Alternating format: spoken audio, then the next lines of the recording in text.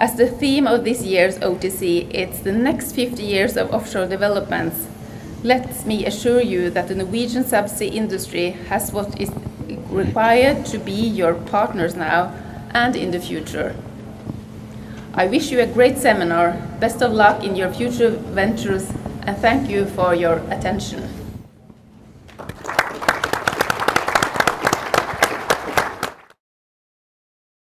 We will now literally dive deeper into the subsea technology, products, systems, solutions and approaches and methodologies that have been developed over the last 50 years.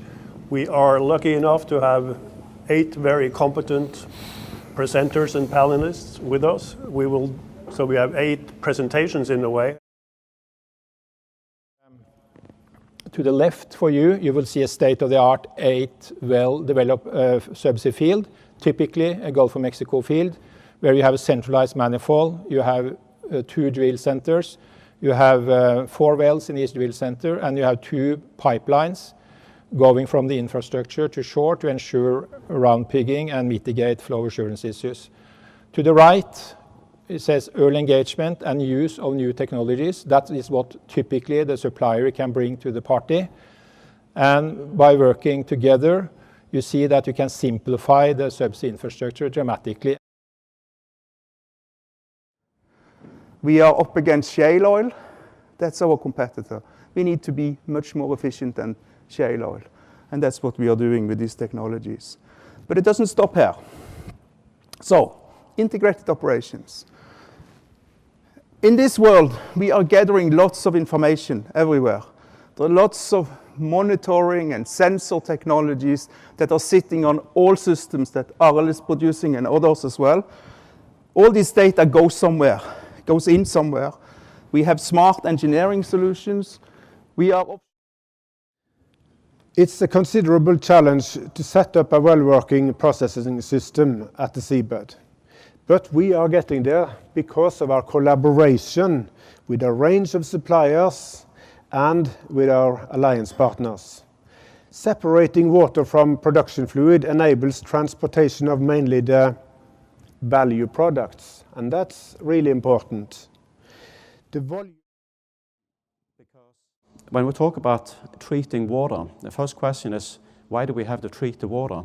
You know, for one, it's going to be disinfected to avoid that you got souring, H2S and so on. It damaged the reservoir, it damaged the facility, and then damaged the people. So disinfected water is extremely important. The other thing about taking out particles, and in some cases you need to adjust the chemistry of the water. Taking out sulfate or reducing salinity, it's about how you can enhance recovery. So I think that it goes with a lot of the technology that you make life easier by putting it on the seabed. And I think like a lot of the things we represent is extremely complementary as well, and many things we work closely together on as well. So, yeah. I think if I can add to what Torbjørn is saying, I think this technology is not only about tiebacks and stranded assets. This is about enabling the industry to go places we've never been before. If Sigbjørn can take us 300 kilometers out in 5,000 meters of water, we can produce it from shore. And I can go and inspect it by sending an ROV out to the quayside in Haugesund, you know. I mean, then you talk about significant cost reductions. And we talk about a revolution, actually. And the recovery which we're talking about here is increased from about 65% to 85% of the in-place volumes in Mikkel and Midgard reservoirs. So it's quite a significant increased recovery measure for the fields here and for the owners. So I'm a CTO, so I get to play with technology every day. But as I say, I still think there's so many opportunities in how we work as well as the technology that we work with. For ourselves, this year we'll see our new generation of control systems operational in the water, our Vectus control system. together with the latest batch of our all-electric drive units called L-Drive.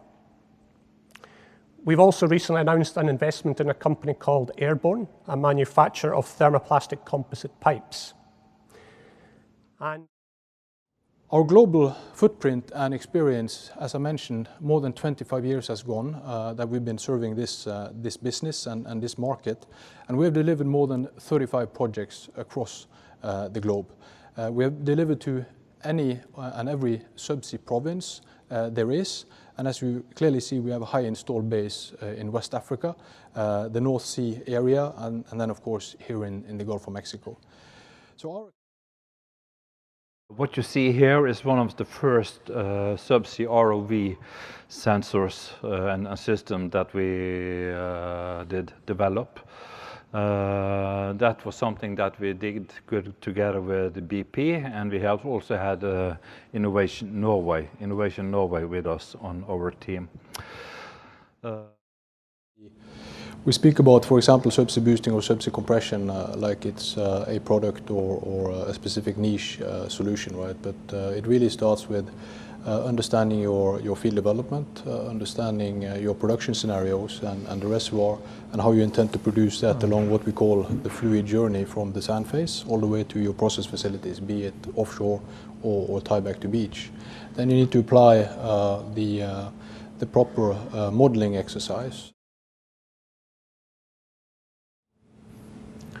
As I think we all can, well, there seems to be a consensus that the downturn has been painful, but it has really brought us forward in various shapes and forms. Yeah. We work smarter, leaner, both in Norway and here in Houston, the US, and Gulf of Mexico, and all the oil regions of the world.